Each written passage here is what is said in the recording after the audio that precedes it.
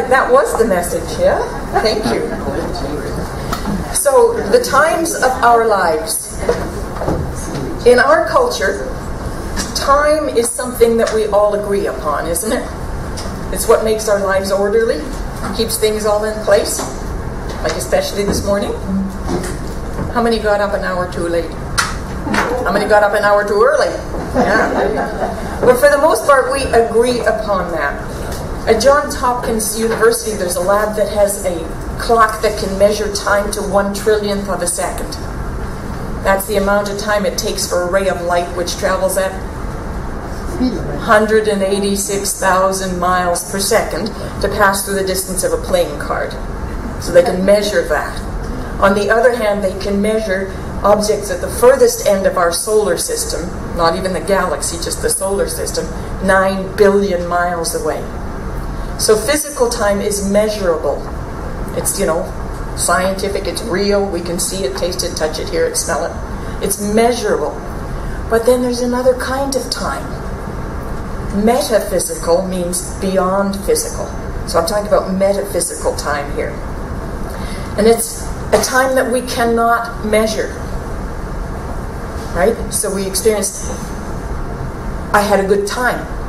How do you measure that kind of time? And it's like saying that singing a love song is the same as having the experience of love. It's not. Right? Seeing a picture of a sunset is not the same as having the experience of the sunset. We can't apply that same measurement to two different systems.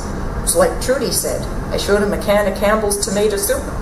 Then I showed him a picture of Andy Warhol's painting of a can of Campbell's tomato soup. I said, this is soup, this is art. Soup, art, soup. And I shuffled the two behind my back and right? The can of Campbell's tomato soup is one thing. The picture of the can of Campbell's tomato soup is another. They're different. And metaphysical time, the experience that we have of time, is different from the physical time that we can measure. So there's different rules for different systems.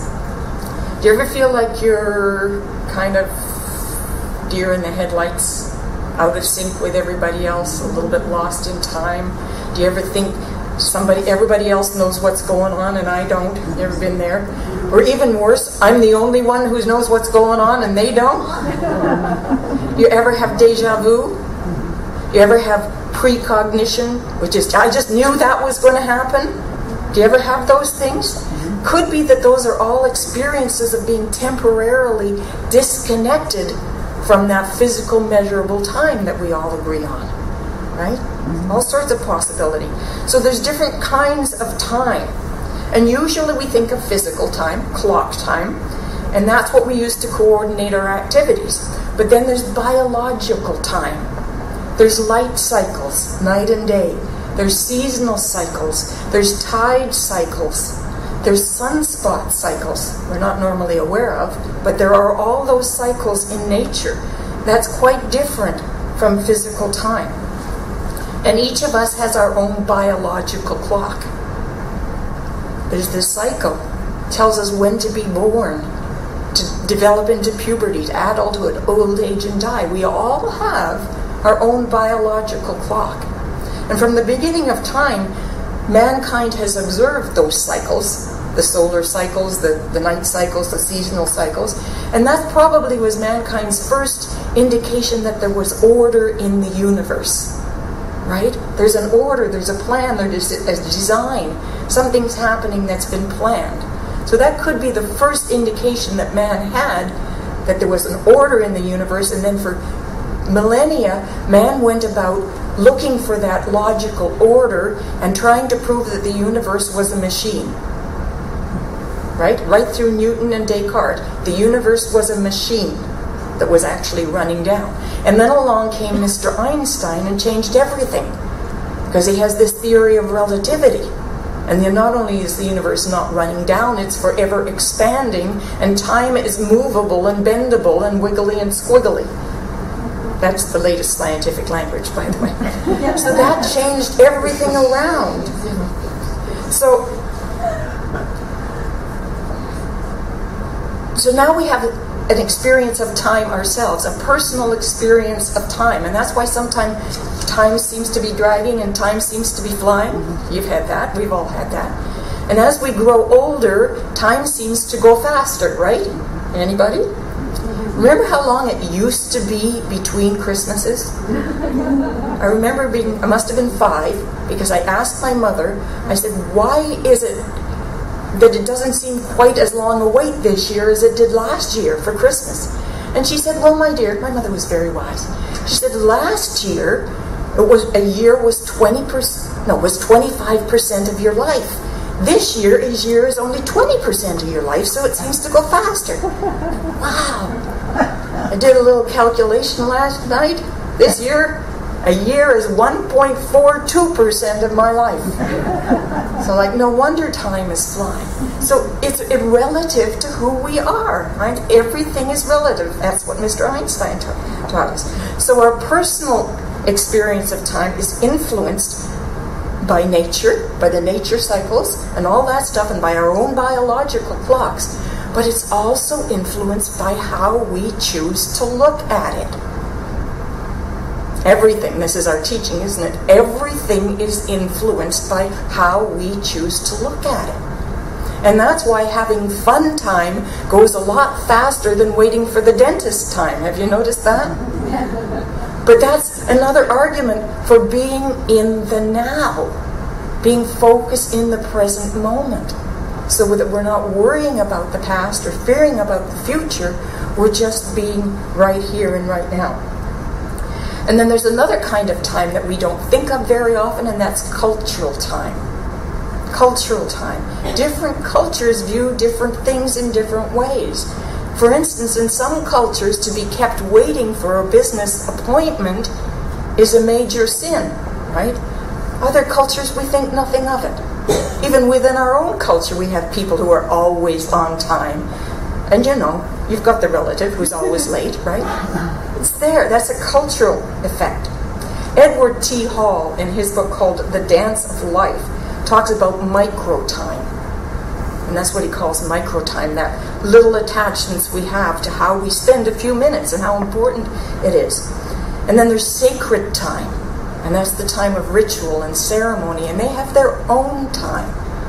And he writes about, because he worked in the United States area 150 years ago, and he worked with the Hopi and Navajo Indian people there, and he talks about the ceremony begins when it's time for the ceremony to begin, and the ceremony ends when the ceremony is over.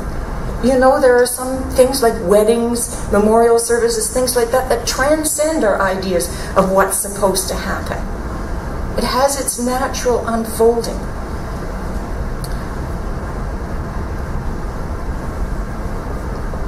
He worked, as I say, with the Hopi, and he worked for the American government. He was an engineer. And the American government was building dams on Hopi land. And part of the intention for the American government, this was during the Depression, was to improve the lifestyle for the Hopi and to give them jobs, to create jobs for them. But of course, the government officials come from a mindset, right? And they don't think to consult the Hopi about what their culture is. So there was this great disagreement because the government had a schedule for building the dam. Yes? And he said, and I want to quote this because I want to get it right. The Hopi thought the government had, quote, some kind of ridiculous nonsense about how many days it is supposed to take to finish a dam, as though the dam had a built-in schedule like the maturing of a sheep or the ripening of corn. I was like, how much sense does that make? You know, some things should happen at a certain time. When it's time to pick the corn, it's time to pick the corn. When the lamb is being born, it's time to birth the lamb. The dam can be built any old day when nature gives us a day off. And so do you see the discrepancy there? The two cultures not paying attention to what's important to the other culture.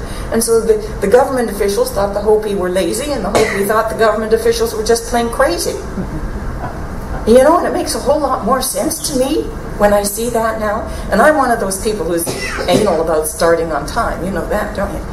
But you know, that makes a lot of sense to me. Everything has its time. I really love that. So, of course, our perception of time has been changed by the different understanding of physical time and space that's come about because of quantum physics now. That's changed everything.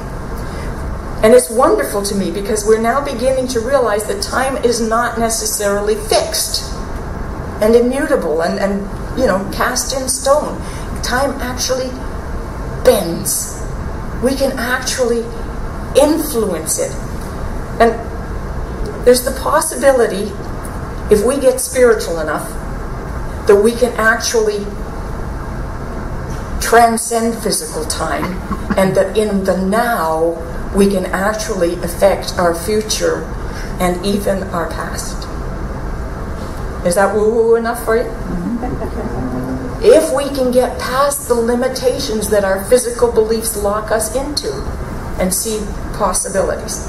So in the same way, our perception of space has been altered, has it not? We know that space now is now, and matter. We know that matter is not solid and forever. We know that it's just little bits of stuff running around in 99% empty space. And that it changes, that it goes through phases, that everything eventually will break down and be reorganized. And that doesn't necessarily have to happen in any particular way because we change it by how we think. We change it by how we see it. And we talk about our own space. You talk about that little bubble you have around you that kind of keeps your boundaries in, and how it's safe to let some people into your space. And that's why some of us like to hug and some of us would rather shake hands. And some people it feels safe to hug with and other people you'd rather not that's our own perception of space. The space around us isn't any different. It's how we've looked at it. What have we added to the space around us? And we've been changed by cultural perceptions of experience of space too. There's a wonderful story about pygmies having been taken out of the jungle for the first time. And as they came onto the plains, they saw the wildebeests in the distance. And in the distance, the wildebeests are this big, right? About the size of an insect. And as the wildebeest came closer and grew into these terrifying monsters, the pygmies, understandably, were terrified. Because they had never before had that perception of depth. Having grown up in the jungle, haven't been able to see anything from a distance, haven't realized that as you get closer. And that's simply a cultural thing. And as we go along our spiritual path, it's entirely possible that we may see from a whole new dimension, something we've never perceived before. Isn't it wonderful? Everything's changing all the time. So quantum physics and relativity have given us different understanding of time and space and matter. Quantum physics tells us that matter is simply frozen energy. Energy that freezes into matter. And what is it that freezes it? Our attention, our focus. Nothing is independent of the observer. When we look at something, when we focus our attention on something, we change it. And you've probably all heard that particles are not just particles, they're particles and waves. Now, I'm not saying that some particles are particles and some particles are waves. I'm saying that all particles are both waves and particles. And what freezes it, what collapses the wave and causes it to become a particle is our attention. What we look at, we create in reality. And this is so wonderful to me because I know this is quantum physics and it's very deep, and I will probably never understand it, but I get enough of it to know the implications for us in philosophy and in theology. And with that little bit that I get, coupled with my intuitive knowledge, which I value at least as much, I trust my own experience of it. I trust that this is the truth, that what we focus our attention on, we bring into our experience. And that's our whole teaching, isn't it? That's what empowers us. That's what gives us choice. See, the universe, I like to think of the universe, or God, as Play-Doh. Play-Doh doesn't care who plays with it. Play-Doh doesn't care how we play with it. Play doesn't care if we create what we want in the perfect shape the first time, or whether we do it a dozen times, whether we roll it out and start all over again. Play-Doh doesn't care whether we do it with our fingers efficiently. Play-Doh doesn't care if we do it with our knees or our toes. Play-Doh just lets us play with it and create the result of what we play. Create the result of our vision and our experiments and our trying and failing and succeeding and doing it over again. Play-Doh doesn't care about any of that. It just lets itself be shaped to what our intention is. It doesn't judge our intention. And that is exactly what God does. It doesn't judge any of it, just lets us go ahead and learn our lessons in our own time and in our own way. That's free choice. That's free choice. And Sheila read in the reading this morning, God would not create us in bondage. God would not create us and say, you have to be perfect all the time. We have to come to that ourselves. And God has also been explained as being like the principle of mathematics.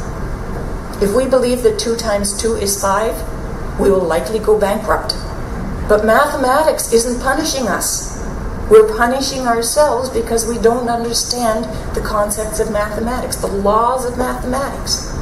And it's the same with God. God never punishes us. But God has law, and we follow it, and we punish ourselves or rewarding ourselves depending on how we use that law. And what is the law?